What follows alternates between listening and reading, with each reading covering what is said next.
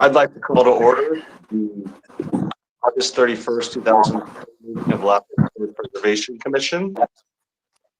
First on the agenda is approval of the minutes from June 29th. Has everyone had a chance to read through the minutes? Do I have a motion to approve? Yes. Okay, do I have a second? Okay. Yep, Patty's got it. Very good.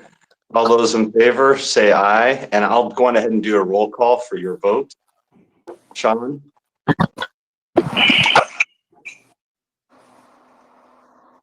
Did you say my name? I did. Oh, okay. This is Sean Lutz voting yes. All right, Glenn Vick? Glenn Vick, yes. Julie? Julie again, yes. Kevin? Aye. Shauna? She's not present yet. Patricia, or Patty, sorry. Yes. Okay, and Amy? She's not out here tonight. Okay, very good. And Kurt? Kurt Wall, aye. All right, all right, motion passes. Wait, Moving did you on call to- Julie? I don't think you asked for Julie, did you? Yeah, I did, yeah. You did? Okay. Sorry, John, you're cutting in and out a little bit.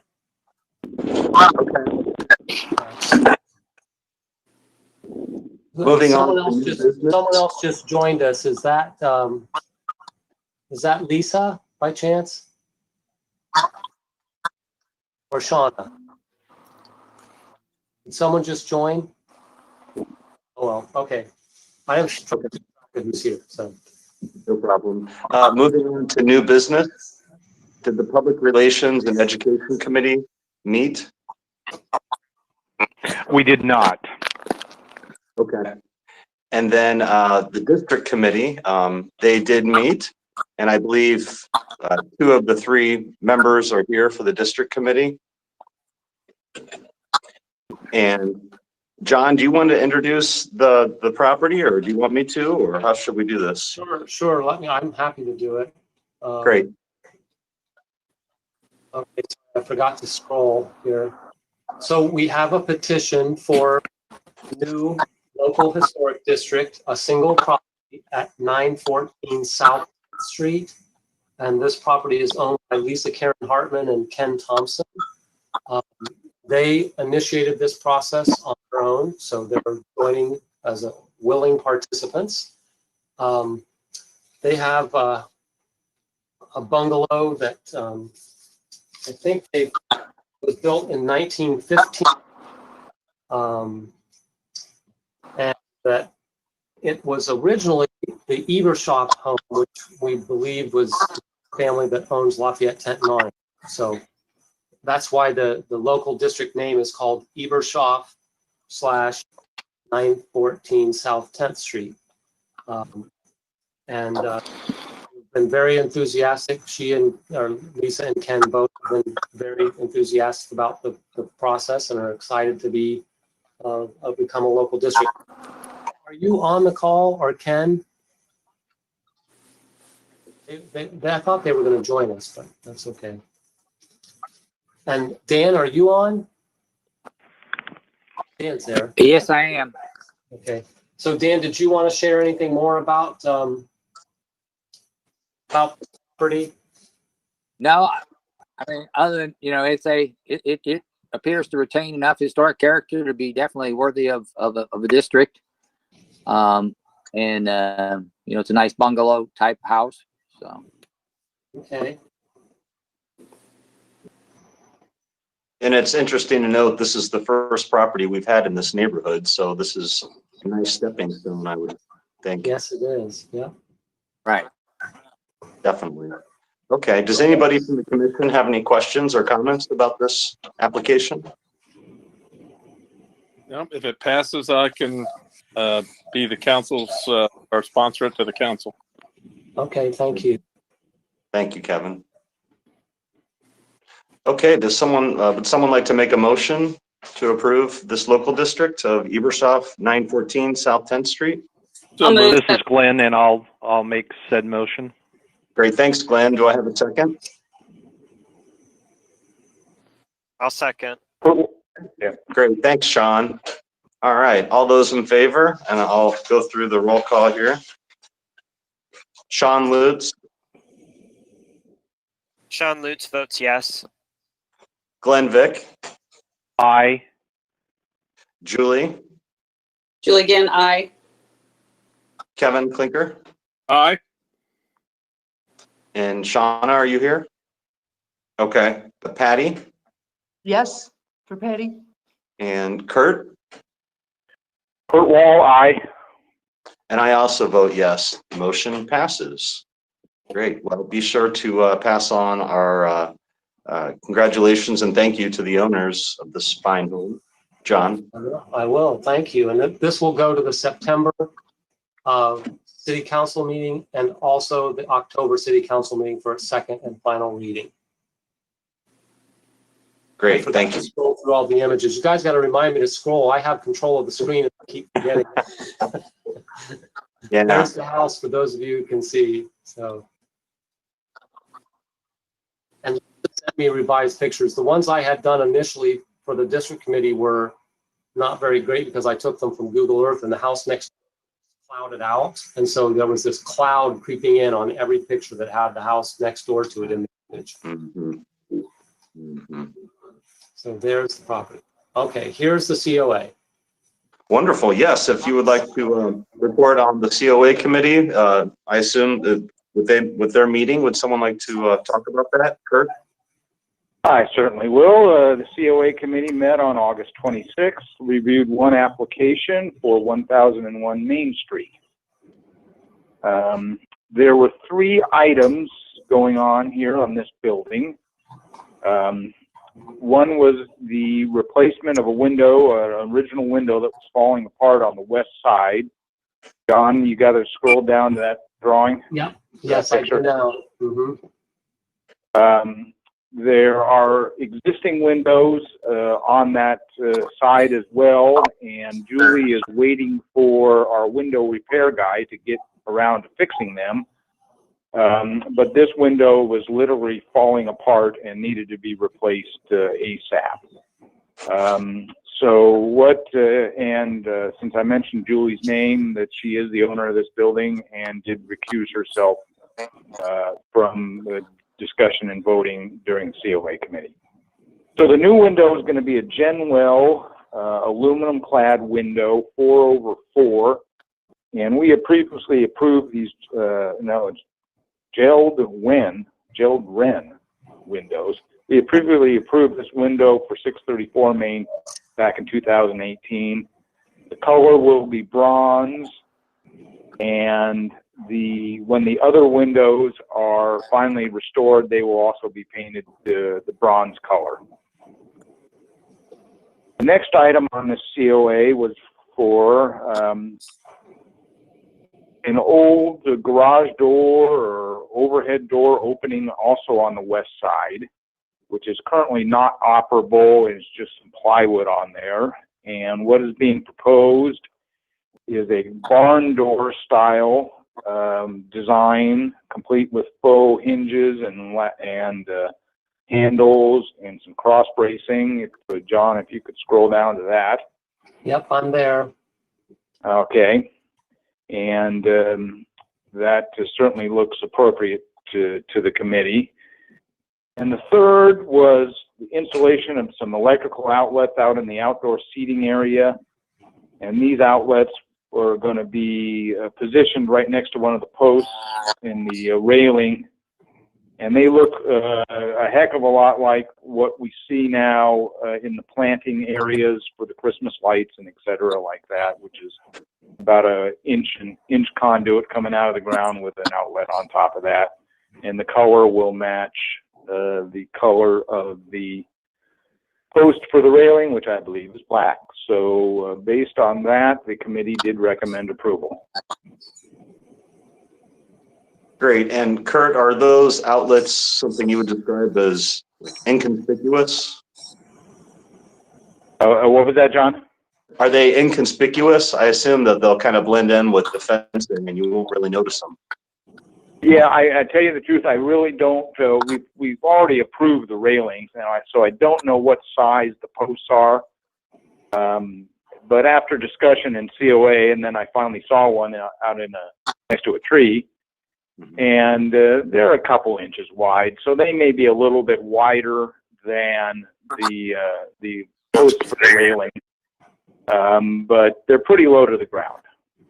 Okay, okay. Well, Dan, do you want to comment on this application? Yeah, I went out to the site and looked at the electrical. I don't have any, I think since again, it's obviously part of the new railing, so it's not, there's not an issue with that.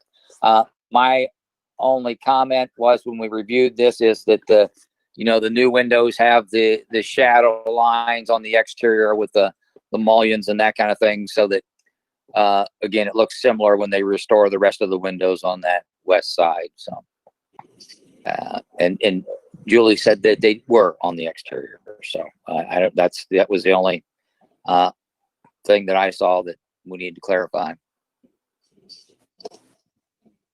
Okay. Normally we'd ask the applicant if they have anything to add. Julie, do you have anything you want to add to this application?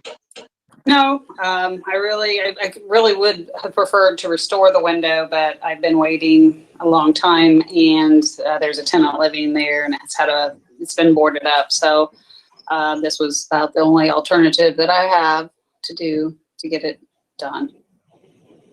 So Okay. that's John, do you have anything you want to add to the sidewalk improvement part of the application, or? Only that those outlet locations shown are just approximate. And, Right. And there may only be one, there may be three. I don't know exactly how many they're actually going to put in. Okay. The goal is to get them, in line with the fence wherever they end up. sorry, my phone's ringing, but I don't know where it's at. Maybe it's my iPad ringing. I don't know. The construction is wrapping up over there, so the locations are probably already known, or it's going to be a little late because Yeah. they're just about getting done there. So Right. I have one that's installed pretty much, and the other, if we add any more, they'll be on the actually kind of close to the building. So Yeah. I think this is the one that's installed right down here. If you can see my cursor. Mhm. Can you see it? Great. my tenant requested. Yeah. Well, does anybody else from the commission have any questions or comments? Okay. Well, I did have one quick question about the first item, which is the window. The graphic shown on the image of the new window doesn't really match the shape of the opening of the existing ones. That's not probably an exact illustration of the window. Is that correct? No, it's going to be a 4/4 with divided actual divider lights. And my other windows are the same. They're 4/4 with divider lights. It's the same size opening. It'll be the yes, full correct. height, full size. He's saying the window, the image looks squatty compared to the actual window. It's going to be a full profile window in place. Right. It's going to fit. I will order it to fit in the space. Right. Very good. I thought so. I just wanted to clarify that. Okay. Well, does anybody else have any other questions, or anybody like to make a motion on this application? I'll make a motion to approve as described. Great. Thanks, Kevin. Any second? I'll second it. Kurt Wall will second. Thank you. Okay. And when I call your name, please indicate how you vote. Sean Lutz, Sean Lutz votes yes. Glenn Vick, Glenn Vick, aye. Kevin Klinker, Aye. Frank Morgan,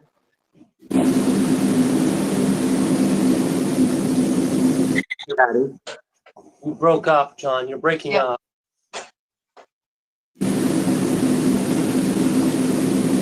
I can't hear you, John. Can you guys hear me now? Yes. Yeah. Okay. Patty, how do you vote? I vote yes. Great. And then Kurt. Kurt Wall says aye. All right. And I also vote yes, so the application passes. Thank you very much, Julie. Thank you. Okay, well, next on the agenda was the staff report. John, did you have anything you want to add? Yeah, I just have a couple of things here. So, number one, I did send an email out to the PR and Education Committee a couple weeks ago about a potential project to show some images and just a little historic blurb about a historic building. So, in the downtown area, these would be on the backs maybe of existing signs that are downtown. That would kind of show this street where you're standing as it looked, 100 years or so ago, and then a little interesting blurb about it underneath. So I know Kevin had expressed some concern about too many signs, but if we use the backside of an existing sign, then we're not really adding, at least not adding another post or anything. I think Glenn is interested, but said it would be a couple of months before he could actually help out with anything. And Amy's not here tonight, so those are the three members of the PR and Education Committee. If others are interested in trying to maybe do some of the research for some of this stuff or help us, that would be nice. I think it's a really simple, easy way to get some really positive publicity about some historic buildings in the downtown. And I'm sure there'll be plenty of images for us to choose from that we could do it.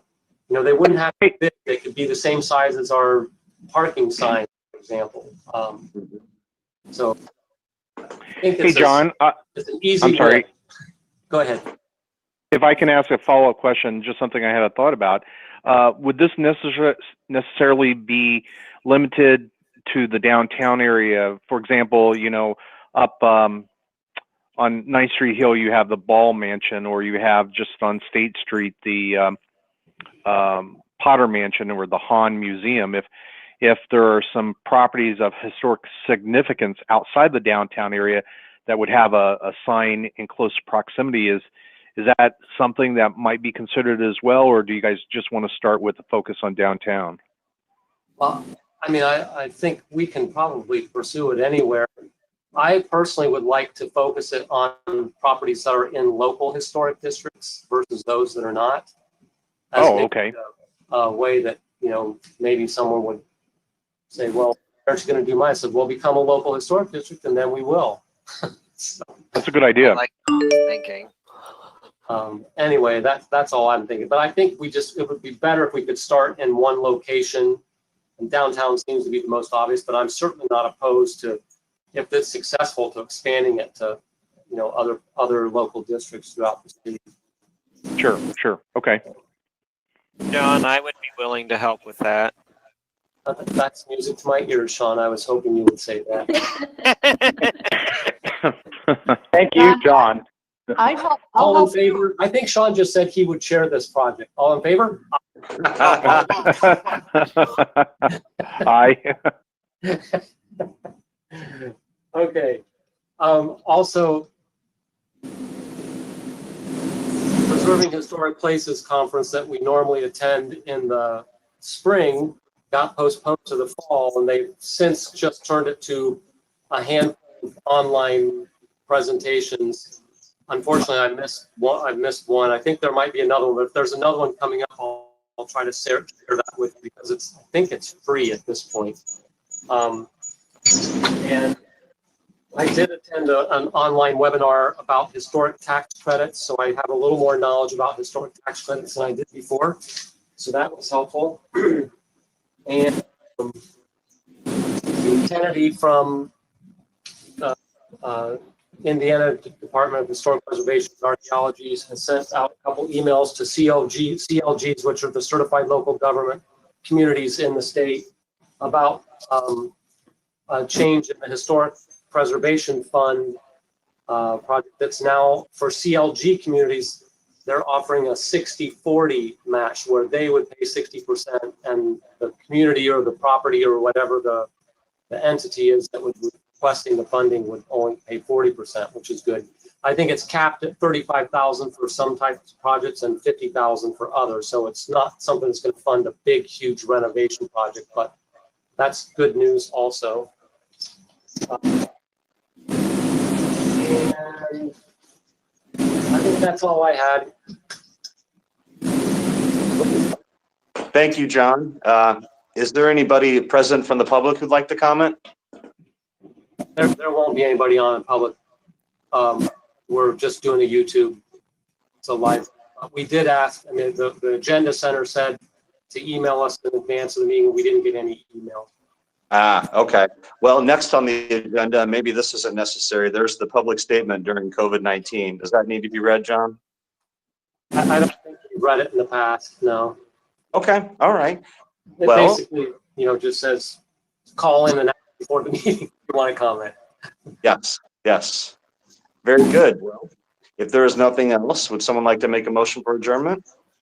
I'll move that we adjourn. All right, thanks, Julie. In a second.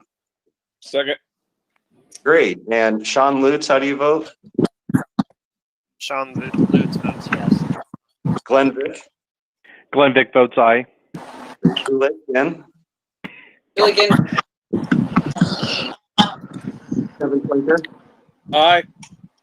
Patty Morgan? Yes. And Kurt Wall? Aye. Great. I vote aye as well. Thank you very much, everybody. Appreciate your help, John, and everybody else. Good night, all. Hey, Good Patty, night. and Thank you, John. Thank you. if you have 2 more Aye. minutes, and Talk you stay to y'all on, I'll later. stop recording the meeting here. Hold on, I'm going to stop recording. This conference is no